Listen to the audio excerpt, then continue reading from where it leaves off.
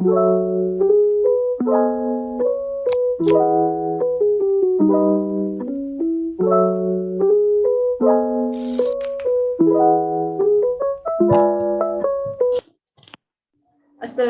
warahmatullahi wabarakatuh. Waalaikumsalam warahmatullahi wabarakatuh. Halo teman-teman, perkenalkan nama saya Siti Ramla selaku moderator pada podcast kali ini. Nah, di sini saya ditemani oleh teman saya yaitu Kak Nilda selaku narasumber. Oke, langsung saja saya persilahkan kepada Kak Nilda untuk memperkenalkan diri.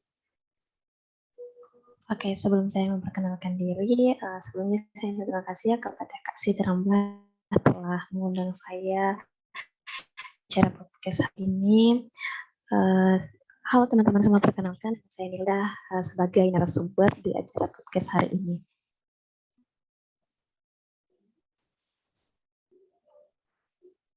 Nah, oke, sebelum kita membahas tema kita kali ini, saya ingin bertanya dulu kepada Kak Nilda. Nah, gimana nih kabarnya selama pandemi ini? Oke, Kak, terima kasih. Alhamdulillah kabar saya baik ya selama pandemi ini, walaupun aktivitas kita terbatas atau sedikit terganggu. Contoh lainnya seperti kuliah online dengan aktivitas yang lainnya yang dilakukan secara online. Tetapi kita harus tetap semangat dan tetap patuhi protokol kesehatan dengan menggunakan masker dan hand sanitizer. Dan jangan lupa ya teman-teman, tetap semangat. Nah, oke teman-teman. Selanjutnya pada podcast kali ini kita akan membahas tema tentang pola konsumsi dan kebutuhan gizi pada remaja milenial. Nah, yang ingin saya tanyakan nih kepada Kak Nilda, mungkin Kak Nilda bisa memberikan pendapat kepada kita semua. Kenapa sih usia remaja sangat penting bagi pertumbuhan? Oke, baik Kak Sitermula, pertanyaan yang sangat bagus ya. Kenapa usia remaja itu penting bagi pertumbuhan? Karena pada usia remaja ini diawali dengan satu fase yang sudah kita kenal, yaitu disebut dengan pubertas. Menurut Kementerian Kesehatan Republik Indonesia, usia yang masuk dalam kelompok remaja adalah anak berusia 10 sampai 18 tahun. Pada saat itu ada fase yang disebut dengan pubertas. Namun pada anak perempuan biasanya pubertas terjadi pada usia 8 sampai 13 tahun dan usia 19 sampai 14 tahun untuk anak laki-laki. Pada saat itu juga terjadi perubahan fisik yang penting pada tubuh, yaitu proses pertumbuhan. Namun pasti kalian atau teman-teman ya, semua remaja milenial ini mengalami yang namanya celana jadi kekecilan dan dalam waktu yang singkat. Ini tuh merupakan salah satu indikator jika kalian sedang mengalami yang namanya masa pertumbuhan secara pesat, yang mana pada masa ini kalian membutuhkan bahan bakar yang banyak untuk menjalankan fungsi tubuh dengan secara normal.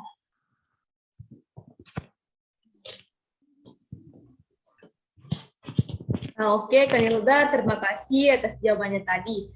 Nah, di sini saya ingin bertanya lagi, mungkin Kak Nilda bisa memberikan pendapat atau solusi kepada kita para remaja, kira-kira zat gizi apa sih yang dibutuhkan untuk kita para remaja selama masa pertumbuhan?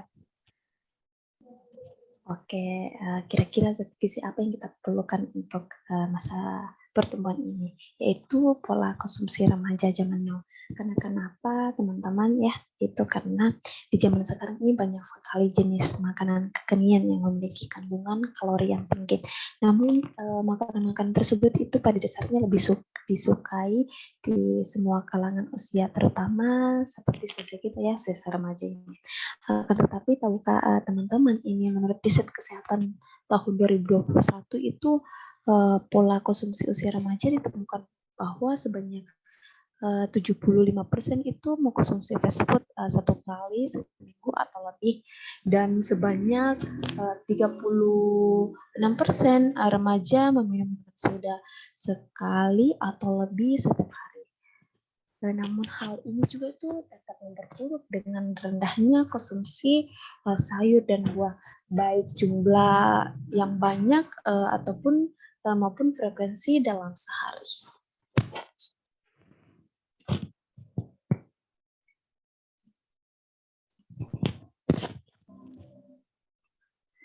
Nah, oke, Kak Nilda, di sini saya ingin bertanya lagi.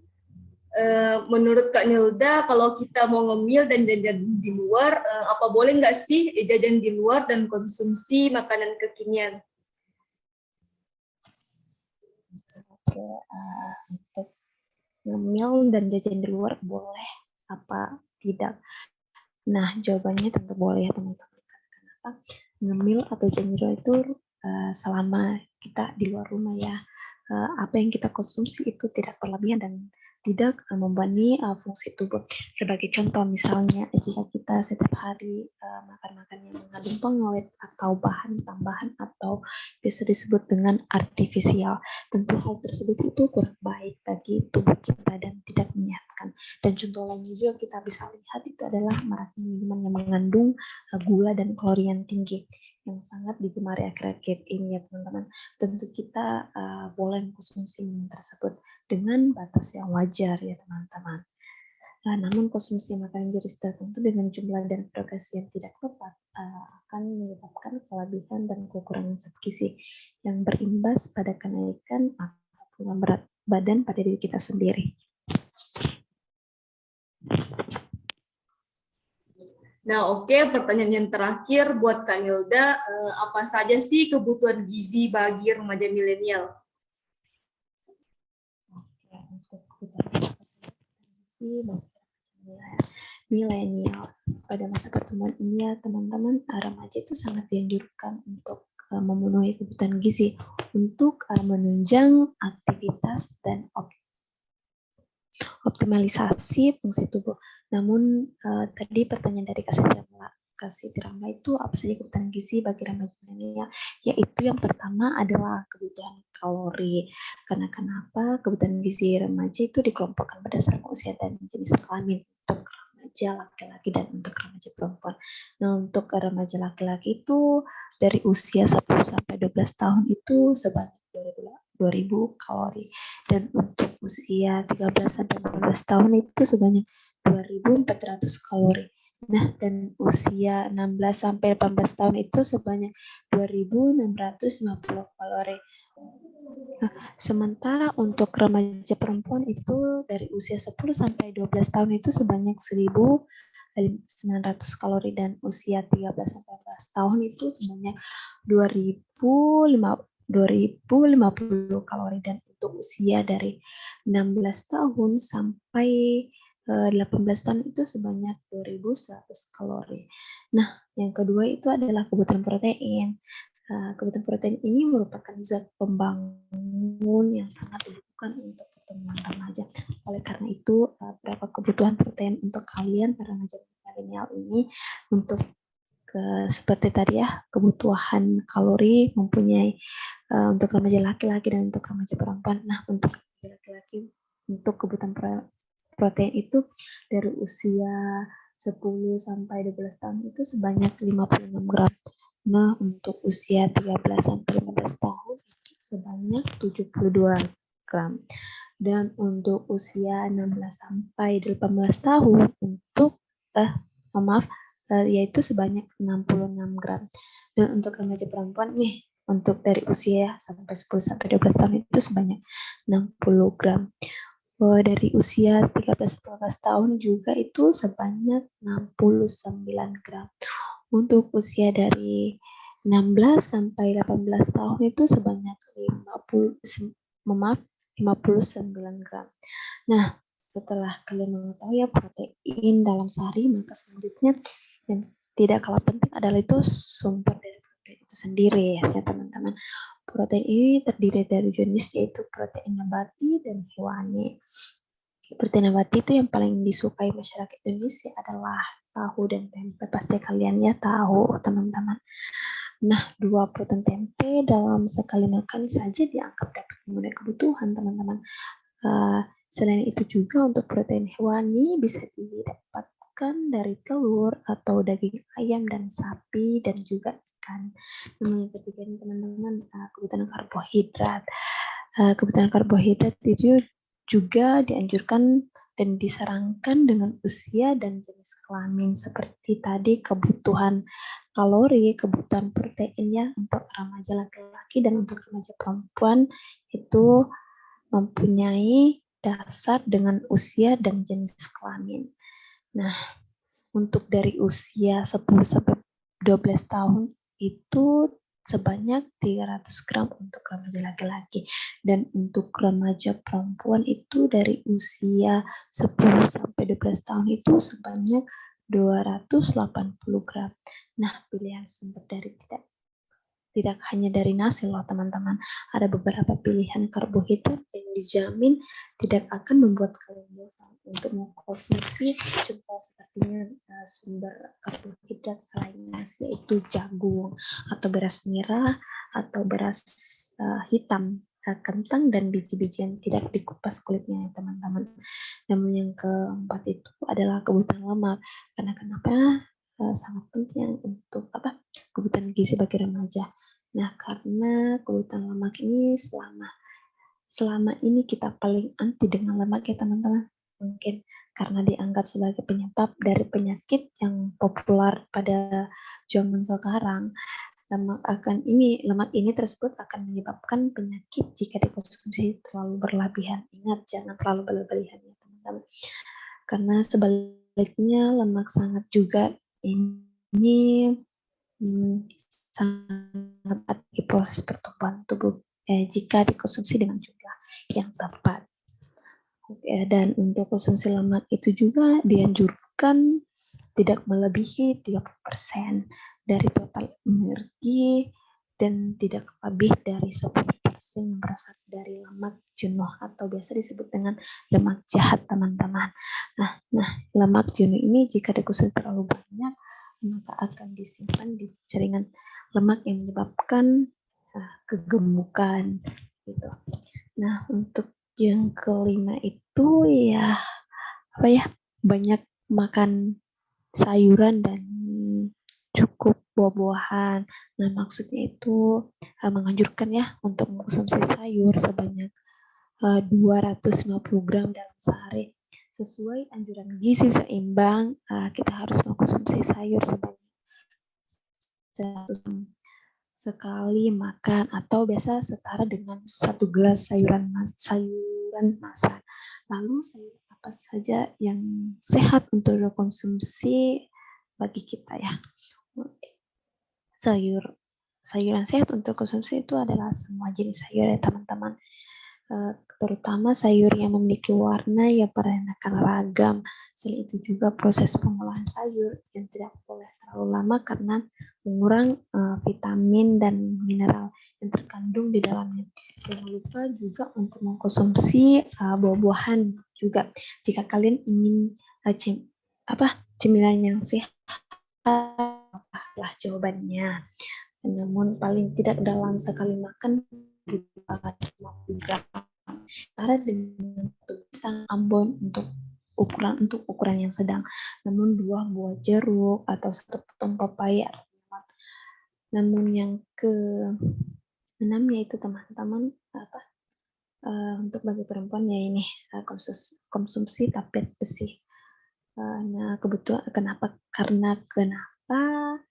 untuk bagi remaja putri mau konsumsi tablet besi yaitu karena kebutuhan zat besi ini pada remaja putri itu lebih tinggi dibandingkan dengan laki-laki. Hal ini kan disebabkan karena remaja putri itu ya cenderung hal ini disebabkan karena perempuan itu mengalami namanya menstruasi ya, di mana darah akan banyak berkurang selama masa tersebut, selama kita menstruasi ya teman-teman. Oleh karena itu sangat dianjurkan bagi remaja putri untuk mengkonsumsi tablet besi setiap seminggu sekali untuk mengganti zat besi yang terbuang selama menstruasi. Nah, selain itu juga remaja putri juga bisa mengkonsumsi hati ayam dan daging sapi yang mengandung zat besi yang tinggi. Nah, itu ya tadi untuk kebutuhan gizi bagi remaja.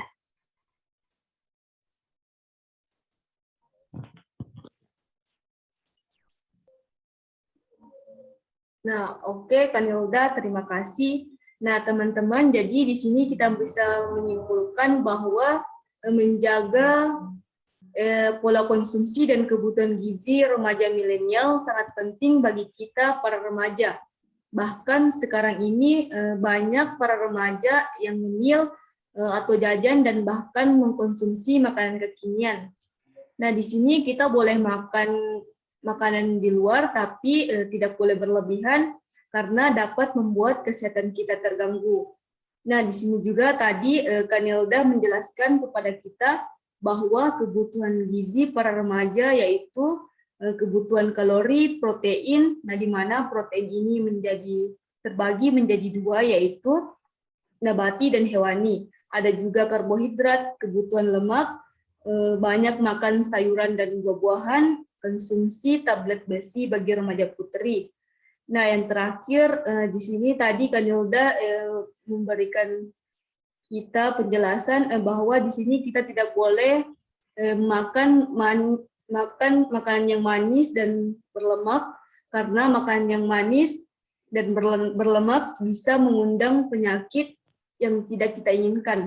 Contohnya nih seperti diabetes, tekanan darah tinggi atau hipertensi, stroke, penyakit jantung, dan penyakit-penyakit lainnya.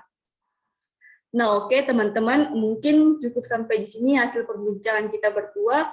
Mungkin ada yang ingin disampaikan oleh Kak Nilda untuk para remaja di luar sana. Oke Kak, terima kasih ya Kak untuk saran saya para teman-teman bahwa ternyata makanan yang kita konsumsi itu berpengaruh bagi kesehatan kita dan tumbuh kembang kita selama masa pertumbuhan. Jadi ingat ya teman-teman bahwa generasi milenial ini saat ini harus lebih sehat dan dari generasi sebelumnya. Nah, jangan lupa ya teman-teman beritahu informasi ini kepada teman sebaya teman-teman, karena dengan berbagi ilmu yang nilainya positif kepada orang lain itu, maka kalian adalah generasi milenial yang sangat luar biasa. Itu saja Kak saran saya untuk para remaja milenial ini. Nah, oke, Kanilda, terima kasih. Nah, oke, teman-teman, mungkin cukup sampai di sini hasil perbincangan kita berdua. Nah, mungkin para remaja di luar sana yang nonton podcast kita hari ini agar tetap menjaga kesehatan, sayangi tubuh kita dengan cara menjaga pola makan, makan makanan yang bergizi, kurangi makan makanan yang manis dan berlemak, karena semua itu dapat mengundang penyakit pada tubuh kita. Nah, mungkin cukup sampai di sini podcast kita hari ini. Sekian dan terima kasih. Wassalamualaikum warahmatullahi wabarakatuh. Terima kasih, Kanilda. Waalaikumsalam warahmatullahi wabarakatuh. Terima kasih juga Kak Sitaramla.